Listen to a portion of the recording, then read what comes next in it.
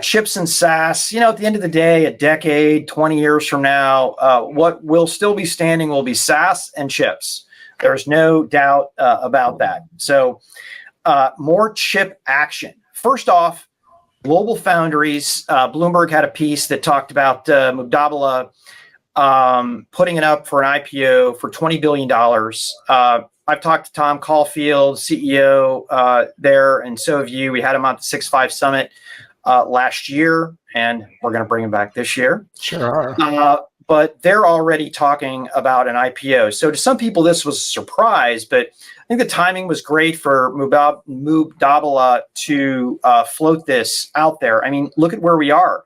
There was an article yesterday quoting TSMC and Intel's Pat Gelsinger saying that we're not going to catch up until 2023 on chips. So great opportunity. Then we've got two big AI folks, Sambanova and Groq. One hitting training and the other one hitting more inference for hundreds and millions of dollars. Pretty crazy. Let me see. Sambanova came in at $676 million in valuation, and it looks like Groq raised $300 million. And I'd have to dive in and see what that inferred valuation means. But AI is hot. Listen, NVIDIA is a beast. They're the great white shark of AI and ML. There's a lot more, I think, ability for these companies to win in inference. But when it comes to training, I mean, NVIDIA just keeps moving. So net, incredible opportunities out there. I think it shows just how much more competition we need. And certainly the VCs are willing to dole it out. And when it comes to Globalfoundries, it's clear we don't have enough capacity. And the final thing on Globalfoundries is when you think about it for U.S. leadership, Globalfoundries has made incredible investments in their New York facilities. And if you think about it, based on what the administration is talking about, we could see, I'll call them the four horsemen in the United States, Globalfoundries,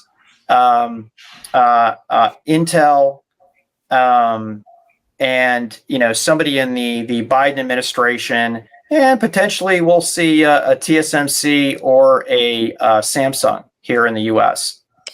Yeah, absolutely. We're going to see all that, Pat. And I think the biggest theme we have is that, we can talk about applications, we can talk about cloud, but underneath all of that are chips. And chips are on fire. Semiconductors are, think about the impact as, think about how many news cycles it's taking up right now. When we don't have them, we don't have cars, we don't have computers, we don't have sensors. There's so many things that are impacted, and it's great to see innovation going on. Globalfoundries, that could be a huge IPO. It could drive a ton of attention. And by the way, it's a very opportune moment for the company to consider that, just like it was a very opportune moment for Intel to come out with its strategy to bring more chip making back here.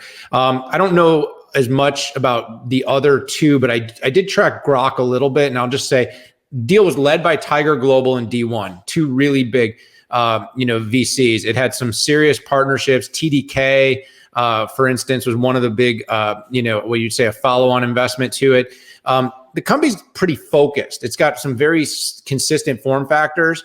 And this $300 million raise put the valuation in the billions, okay, just to be clear. So it was huge. It was their Series C. It was a $300 million.